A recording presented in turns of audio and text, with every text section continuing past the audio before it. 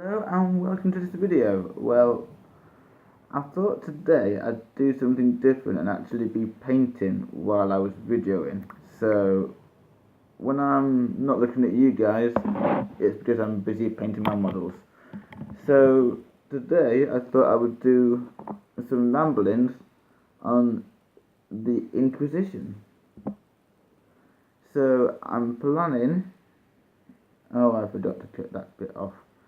I have to do that later. Ooh, and I missed out some black. That's not a good look. Not good at all. Another new zone, I can paint it, so all good.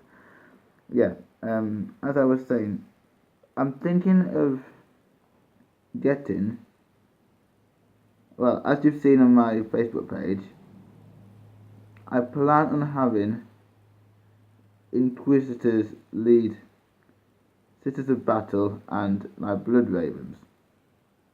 That's mainly just for the interim while I can get myself round to actually sculpting a flat surface.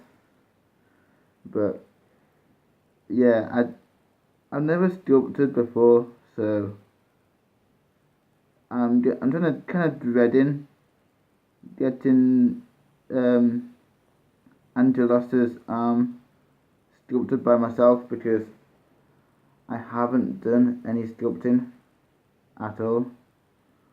Not for roleplay, not for anything. So yeah, it's one of those things that I'm kind of dreading but I want to do myself, and I haven't got another 45-50 quid to spend on another model. So I'm not going to be just going, oh look at me, I'll just go buy another Angelos and use that model, because I haven't got the cash. Eisenhorn's coming along quite nicely actually, surprisingly. I thought it would put a bit more of a fight. So the rest of my plans is to give Eisenhorn an Inquisitor Xenos army. So I'm thinking a couple of squads of acolytes, maybe some death cult assassins, definitely some Jicaria weaponsmiths, because those guys, especially last edition, were excellent force multipliers. They could increase the range of your guns. It's only you rolled once, regardless of the number of Jicario in your force. But when you rolled, you either added, you just added 1 to the dice roll every time, and then when you got a 6, you could then choose the results, and you could choose as many as you had Jicario, basically. So you shouldn't have duplicate results, so you shouldn't have 48-inch range bolt guns, which would have been a pretty nasty force, or even a 48-inch range las gun. And no, that's not called a las cannon, before you say so in the comments. I'm on about a strength 3 las gun becoming 48 inches. Yeah, that is just ridiculous. 36 was a nice surprise, put it that way. A 36-inch las gun then made rapid firing all the more dangerous, and then it made the squad more deadly because, well, that was just the way it went.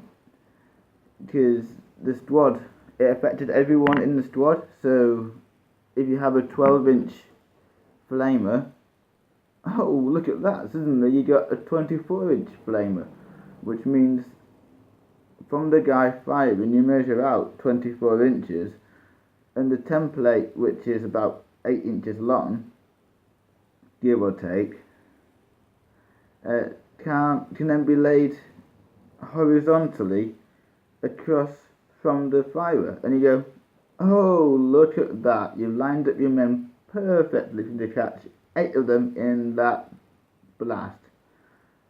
And then lo and behold, you rolled up all those wounds, and your opponent turned around and went, I hate you. Because it wasn't broken, it was just, you couldn't really give them 12-inch flamers anyway. They were more turret mounted, thankfully.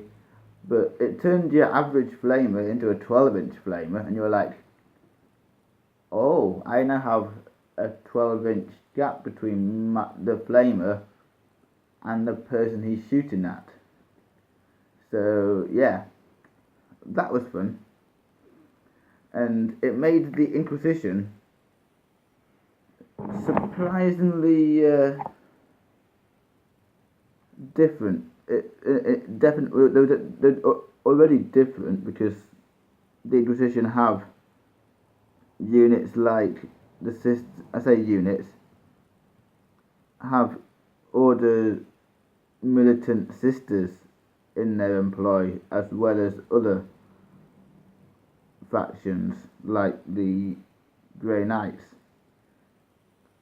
But boy, did the Dracario multiply your force significantly.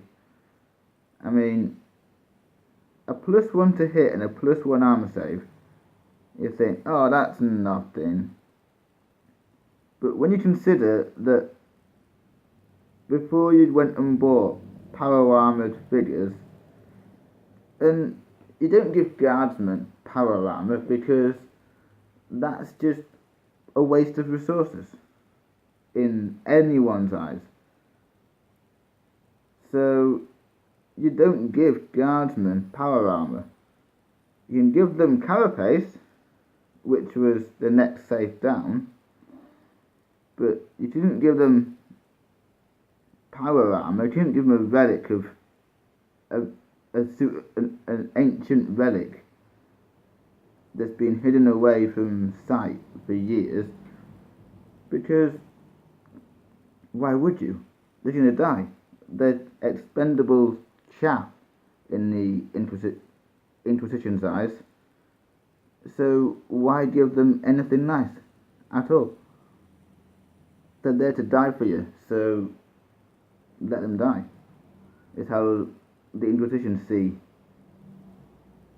guardsmen. So yeah, you don't give them much nice gear, only like carapace. But then if you were to roll on when you were facing up against an enemy and you get the +1 armor save to all models in that unit, you go, I'll take that. A +1 save on my guardsman, that's a 3-up per armor save. Wait 1 second. They've got a 3-up armor save and they're hitting on 4s. These guys are better than scouts. And it was that sort of thing that just makes you go, ooh, this is nice. And I'm going to have this woman from the Gathering Storm series, Katarina Greyfax, lead my Blood Ravens for a brief period of time until I can get Angelos' arm sorted out, and then Angelos will lead the Blood Ravens. But yeah, at the moment